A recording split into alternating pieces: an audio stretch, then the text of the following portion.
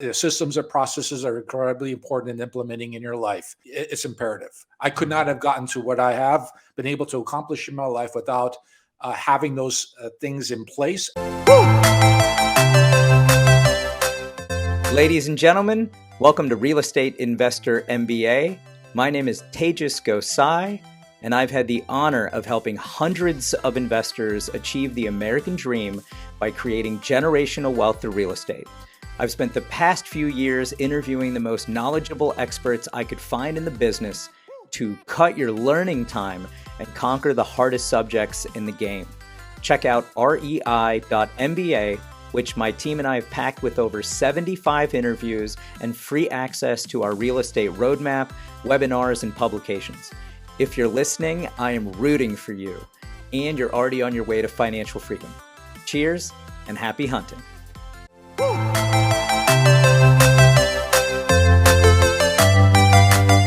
One of the reasons I love doing this podcast is to inspire people along their real estate journey or to begin their real estate journey. And I love pinning the guests on how did you get here? Where did you start? I just constantly love to ask that to show people the growth to where they got to where they are now. And Van Sturgeon is an awesome guest who has a beautiful immigrant story and shares his difficulties that led him to where he is now.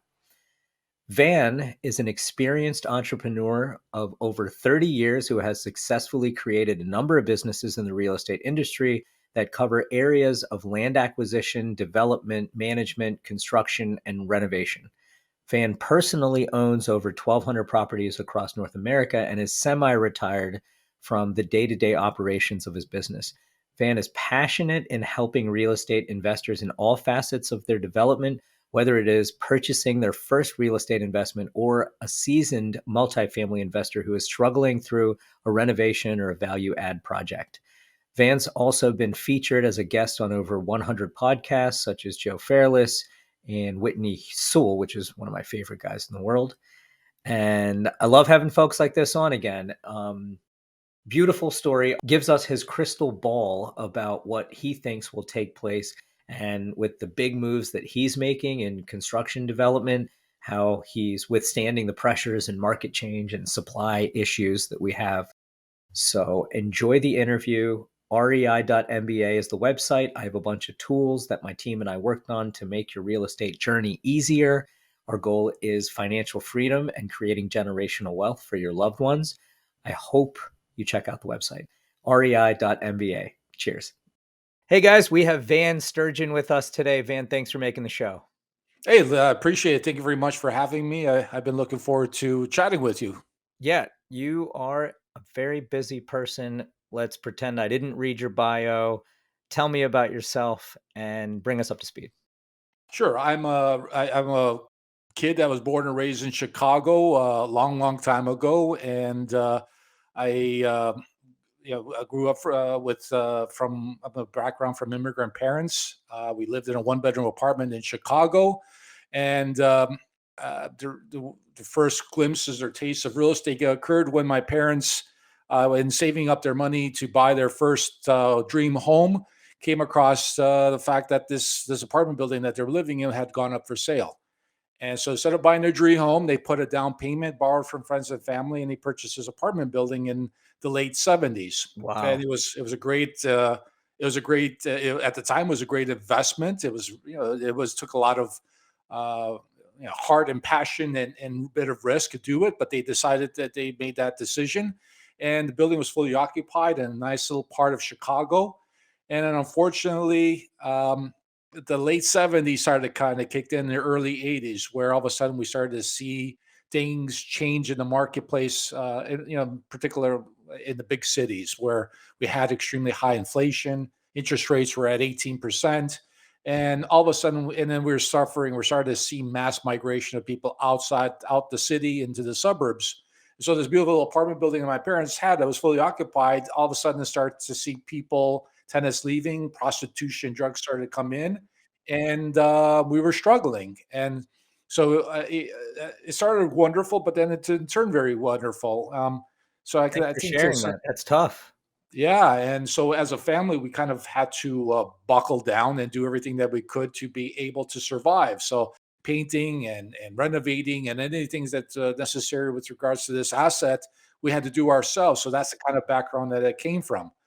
Then I went off to university, graduated, and the investment that my parents made was turned out being the best thing that they could have done. So real estate is the power of real estate lives through Yeah. today, that back then and even today. So, anyways, I went off to university, graduated. I broke my parents' heart because they had aspirations of me being an attorney, a lawyer. I didn't particularly want to go down that road, and I decided to become a general contractor. Really enjoyed the renovation construction side. So I was running around in the late '80s in Chicago, trying to on the hustle, try to grow my business, and started. And I was starting to pick up business, and I kept running into these same people, these real estate investors, these guys, girls who would run around and buy these dilapidated, junky properties, use me to renovate them, and all of a sudden they would turn around and sell them for a profit. And I thought this was pretty interesting stuff, and I got involved myself. In 1991, I had my first flip, and I Nice. did very well. And at the time, I made the amount of money that I made. A lot of lawyers were making for the whole year, and that kind of springboarded me into really developing and growing in real estate industry. Not only continuing my general contracting business, but I got involved in accumulating a portfolio of assets. Along with, I got into home building, I own a restoration company. I have property management as well that I do internally for my assets, along with other folks. And so I've been really blessed. Really blessed. Yeah, I'd say, and lucky, and also unlucky sometimes. That's what kind of builds some things. That hearing your parents' story, I'm an immigrant. I can understand really, some of the difficulties that you must have faced at that time. Probably taught you a lot of what you had to put into place. And it's one of the things as real estate investors we have to be conscious of. It is really important when we are going into this business. It can be wonderfully rewarding, but it can also be very. It can hurt really. It can hurt if you don't plan and strategically identify assets properly. Go through the whole rigmarole. There's a number of moving pieces that you got to make sure that you are in control of or understand what you're getting yourself involved in, and ultimately be able to execute on a plan, implementing systems and processes in your life. So, in that particular case, the saving grace for my family was they bought well, but in particular, they were able to we were able to do a lot of the work ourselves. So that was a saving grace. So with folks out there getting involved in real estate, whether it's in single family or multifamily, you gotta. These are the types of things you need to be conscious of because the market and things can change. Like Yeah. I've been around. I've seen a lot of different things happen in the real estate market. Things were wonderful and hunky dory in 2001, and all of a sudden, a couple of airplanes flew into and then all of a sudden the market changed dramatically. And if you're not prepared for those types of bumps along the road that can happen at any time, you can be hurt pretty dramatically. So it's important to keep things like that to have those things kind of figured out. Yeah, and I'm here, I got to share this first. So I'm an immigrant and my parents are Indian. My dad wanted me to be a doctor. I said no. I went to law school instead and never became an attorney and went right into real estate. Um so I can share some of that transferable skills and how it helps with um what you're doing now. I'm a fund manager. I get to be a fiduciary for a lot of capital, and that's my biggest fear. It's like, what if I miss something? I try to be as far ahead as I can. I look at people like you that have been around for much longer and have just done so many transactions, and you guys are applying a lot of the similar technology, I guess, or similar tactics as you learned over the past few years in some of the downward cycles. When you're saying inflation and interest rates were that high in the 80s and your family went through some of that, are you using some of that knowledge now with what's happening? Of course, you are what doesn't kill you makes you stronger. And for that's unfortunately the difficult part about folks that are beginning their journey in real estate investing is that how do you absorb that? How do you have that? How do you get that? The experiences and knowledge that comes with years of getting through it and going through those, seeing it actual. You can't watch a YouTube video. You can't read books on it. You got to be in it sometimes, and having somebody that can kind of mentor you and show you what they've gone through, and so that be able to implement the things that you need in your life to be able to avoid or identify those obstacles and bumps in the long road is incredibly invaluable. So definitely there are things that are happening today. I've experienced over the 30 years of being involved in this real estate business. It's just natural ebbs and flows in the economy that you need to be conscious of and you need to be prepared for. Always, when systems or processes are incredibly important in implementing in your life. Getting into having that as your backbone and being able to grow a business, it's imperative. I could not have gotten to what I have been able to accomplish in my life without having those things in place and having great people, identifying the right assets to be able to incorporate in those variety of different businesses to be able to take me to the successes I've been able to achieve. So back to the experiences out there in the marketplace. Definitely, we're going through some interesting times. I don't have and nobody has a crystal ball. A lot of things can change. What was happening in the world in terms of commodities, in terms of the war that's happening over there in Russia, Ukraine is doing some dramatic.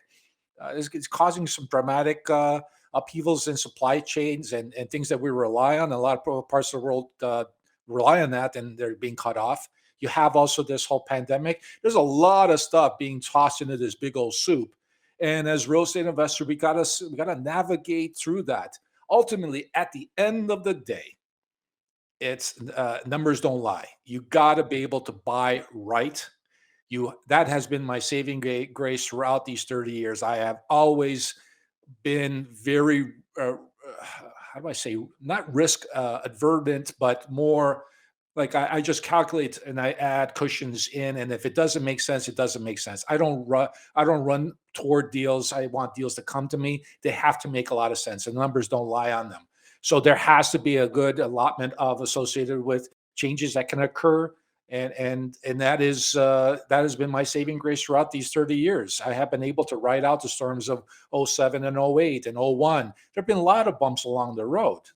It's cyclical. It's Yeah. cyclical. So you see the same things over and over again. It might not come in the form of higher interest rates jumping up, but it could be it could be another other things. Yeah, no, everything, and you said a bunch of them in a row there. There's a war going on. We have Federal Reserve trying to get this mess, which to some people isn't even really that bad of a mess yet. It's got to get more messy apparently for things to work. Well, Um, and unfortunately, there's some talk and feeling that the interest rate hikes were going to sort of kind of be tempered off over the next month or two, and I don't think that's the case. That there was some talk with the Fed chief there that said that no, we're going to keep on trucking, and that kind of was a shock. And it has to be that type of approach. They need to get a handle of it on inflation. So until they do, they're going to keep raising interest rates, and that's going to have a detrimental impact on the economy. I'm really interested in seeing like that will eventually flesh itself out. Things will come back to normal. What I'm interested in seeing is what's happening now in the commercial space. If we really want to talk about something that yeah, I'm really like please. trying to figure out. So we have this whole pandemic phenomenon that has really dramatically changed. Look at what we're doing right now. We're conversing over this thing Yeah. that wasn't really prevalent 3 years ago, 5 years ago. Like I'd be honest with you, I'm an old fogey. I didn't know even this thing existed. So now I have clients, I have people that I'm talking through. I don't need to hop on a plane to go visit anybody. I can do this through virtue of the phone. I can look at assets, I can look at properties, I can look at windows and say whether they're good or no good from the confines of my little office.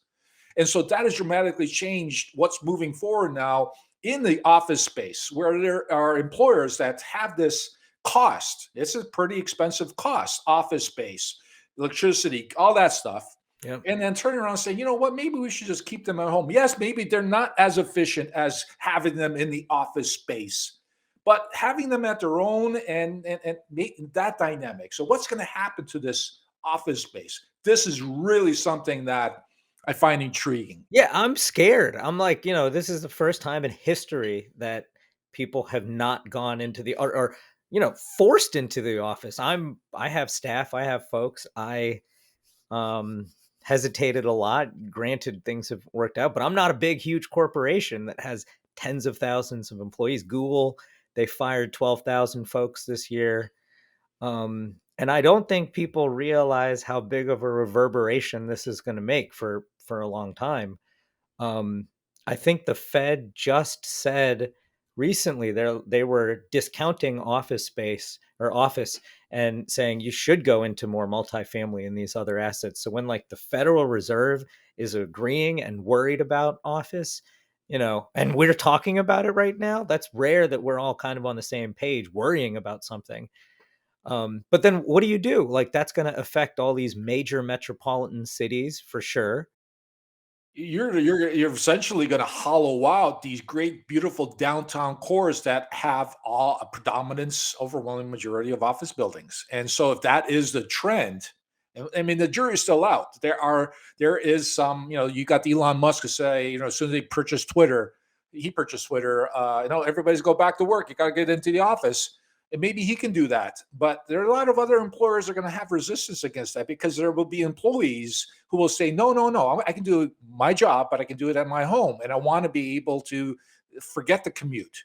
And so, and right now with an unemployment rate of 4% or whatever the hell it is, I don't know if you have the bargaining power. The employer has a bargaining power. If you have if you have a real asset in your hands as an employee, whether you can say to them, no, no, no, you got to come back into the office. This is I keep running across younger folks that are more and more of them are working out of their home. They're not going into the office like the good old days. Or even starting their own businesses. Like entrepreneurship since COVID has everybody has a side hustle, or Uber Eats or Uber. The millennials and a bunch of these folks are different. They're also leaving, which hurts the office sector. They just don't want, they'll just leave the job, right? That's It's such an easy thing to do right now. I'm gonna leave the job, I'm gonna go do a bunch of these maybe different types of jobs and then try to figure it out. Well, we're here. So what is that going to do to um, you know, the real estate market? Let's project a little bit so things don't go that well in that area. I think there's going to be I think there's going to be extraordinary opportunity for us multifamily investors to be able to take these assets and rezone them, reconfigure them, turn them, because there will be, if this is truly a trend that's set in place, then you're going to have these beautiful, magnificent buildings in prime real estate in downtown areas that could very well be that's going to be the next frontier where we take over these assets and we convert them, we turn them into multifamily. It's gonna it'd be interesting. There's going to be some resistance. There's going to be some along the way, but that's what we do as investors. We take chances and we take look at opportunities and we push things forward. So I think that's going to be an interesting phenomenon to look out for over the next several years, because I don't see the mass of people going back to work anymore. It's going to be really tough unless we have an unemployment rate of 10% and the employer is back in the driver's seat and says, no, no, no, you got to go back. But even then, I don't really see that, because it costs a lot of money to house people, to give them office space. It's so much better to keep them in their home. Yeah, So, you got the technology. No, I love you. Thanks for sharing that. Um, so let's get into something else. You have a lot of cooks in the kitchen. You're all over the place. How do you keep organized with your, how you run your ship? Because you sure. have private assets, you have this, you have that. Tell me. I have been fortunate. I've been very blessed. I have a A+ kind of personality, and I'm the kind of cat that will wake up early in the wee hours of the morning and go to sleep way late at night. And I have along the way been blessed to have partners as well as employees critical places involved in my ventures. So It could be a combination of joint ventureship in terms of a partnership with individuals, and also could be just good old fashioned folks that we share the same vision and are great employees, and they've been with me for a number of years. So it's really there's an old saying, I think, that Henry Ford said: "There's only so much you can accomplish with your two hands." You need to have great people put in great positions, and if you know how to identify them, know how to incentivize them, keep them on the same theme, moving forward in the same direction, um, you can accomplish many. You can accomplish great things. So I've been fortunate in that regard. So I have a number of businesses that are structured that way. And how do I maintain all of them? I kind of touched on every morning. I fly in, do a 30,000 foot level kind of. We set certain KPIs, a vision, and just make sure that we're hitting the right we're hitting the right KPIs. Yeah. Thanks for that. And then like some of the specifics is where are you, stationed? Where are you looking at? What markets? What types of properties? And you have a construction background, so can you talk a little bit more about that and how it's helping supply chain, things like that? Sure. I'm not the one that flies all over the place. I concentrate in four markets: Detroit, Cleveland, Moncton, and Tampa. Those are the four markets that I have that I invest in real estate. In that regard, I have, for the most part, a multifamily. I do have a spattering of some single family along with some commercial property. Um, I, with regards to the construction renovation kind of business that I'm still under, that I still continue doing. They're located in Cleveland. That's really where my base hub is. I spend my time in three different places. In the winter months, it's in good old Miami Beach, and then in the summers, Chicago and Toronto. So I am a dual citizen. My wife is a Canadian, so I have I guess the best of both worlds. So we are truly blessed to be living, whether it's in the United States, Canada. We're truly blessed to be living in the greatest country in the world because of, if you ever have any opportunity to go outside the country and see what's going on, the amount of freedoms and opportunities that exist in our countries, in Canada, the United States, greatly outweigh any other part of the world.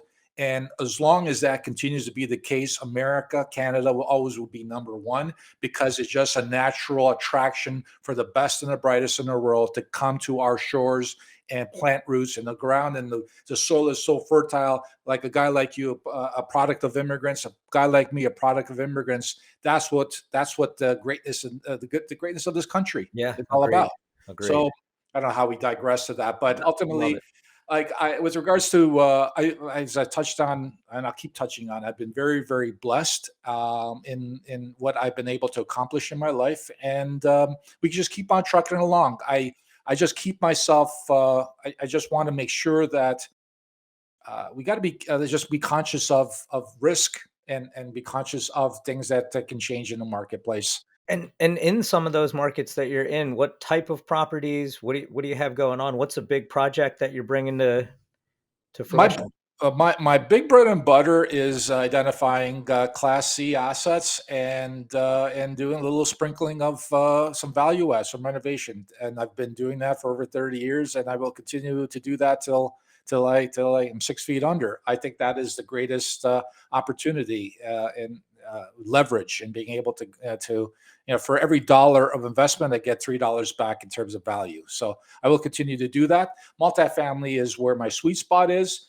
But also at the same time, I don't like, there are opportunities in other spaces. When we have the Wall Street big fat cats running through Cleveland's and the Detroit's, accumulating single family homes, putting portfolios together of 1,000, 5,000 properties, they're able to, they're doing something, and they see value in it and are making money from it. So if they can do it, we can too. And I think as a beginner in real estate investing, I think that having a mix of both, taking a look at both approaches is definitely a way to go. Single family, definitely. So Yeah, can you share unit count and things like that with some of your bigger properties or, specific example? sure. My currently right now I have somewhere around 1,223, no, it's 1,223 units. The way I have been able to accumulate those doors has been a combination of joint ventures. I have not gone into the syndication model, and I've been blessed again with other companies. I've done land development. And so I've been able to use the cash flow from those businesses and put them into purchasing these assets. So that's where I'm at right now. We do anywhere between 150 or so flips a year in that Cleveland area. So that there are, so I will do that as well. There's ebbs and Amazing. flows with that. Yeah. So like I said, I've been blessed. Yeah, no, that's some amazing numbers, amazing stuff. What do you tell somebody? I have a lot of folks who listen to our program that have just been on the periphery. They haven't bought their first property, or they're underwriting or putting in letters of intents, and there's so much discouragement. What do you tell someone right now to get them in the business or to keep moving? I encounter lots of these same folks in my travels who want to get started in real estate investing. They're sitting on the fence, analysis paralysis. They spend oodles and oodles of time and effort trying to learn, and they can't take that step forward. And what I have preached is that there's a system and processes you need to incorporate in your life to be able to get you to that next step, to be able to be successful. The way I look at real estate investing is that are there opportunities out there to find property that are distressed, that are off market? Is that the neighbor across the street from you going through a divorce, or a couple of doors down, they're going through credit card payments, or a couple of doors down, they're looking at a $30,000 repair. They've been living in that community for 5, 10, 20 years. They don't want real estate agents. They don't want brokers running through open houses. They just want to discreetly sell, move away. That happens in multifamily. That happens in single family. I have come across beautiful doozies, 6 unit, 12 unit buildings where a mom and pop operator is like, hey, they're sick and tired. They want to get out. There's opportunities that exist all around us. There's a system you can incorporate to find those opportunities, but they're out there. Funding. There's so much money out there that is looking for a home to find positive rates of return. There's money sloshing around everywhere. It's a matter of bringing the right product to that money and showing them, marketing yourself properly, be able to get that 8, 10, 12% return. People have money that want to backed on good old fashioned real estate, hard, not the crypto, not the stock market where it goes up and down like a roller coaster, good old Yeah. fashioned real estate. And then once you got those two components, then it's renovation, value add, which is critically important. Many times new real estate investors will find a great deal, find the money for the great deal, and they screw the renovation value add up. There's a process and a system you can implement to be able to successfully, with quality, do a renovation that's time and on budget. Finding the right contractor, setting up payment and progress schedules. And I'm speaking as a general contractor. That's where I got my start. You need to have these systems implemented in your life, in your business, to be successful. And then ultimately, once you have those three lined up, then you got that point where either you flip it, either you refinance it. It's such a beautiful thing. There's so many different exit strategies that you can take an asset if you get the three other things done properly. And all of them are, it's not easy, but once you get that system incorporated, it's amazing how you can grow a business because you're generating opportunities, you're having access to money, and you got a nucleus of a power team that you created that will be able to support this growth. Contractors, mortgage brokers, all that stuff you need to have. It takes time to put it all together, but once you have it, you can shoot to the moon. I've seen people start with one. I've worked with people that have started with a handful, one, two, three properties, and all of a sudden they own 30 doors in Yeah. 18 months. It's possible. We live in the greatest country in the world. It's mindset. You gotta get Love out, it. gotta Love get out it. of the mindset. Thank you for that. Everybody needs to hear that, man. It's awesome. Van, my producer's going to kill me. We're coming to time. Thank you for being here. How does someone get a hold of you? By all means, I invite people to follow me on social media. I do a lot of posts and content with regards to real estate, as well as I have my website at vansturgeon.com that people are more than welcome to go there and to reach out to me and learn more about what I do. I love it. Love the story. Love everything you're doing. All the best, Van. Thanks for being here. Thank you very much for having me. It's Real Estate Investor MBA. Tejas Gosai, that's Van Sturgeon. Information to get a hold of him is in the notes. We love you guys. iTunes, Spotify, Stitcher. Check out our website, rei.mba. Cheers.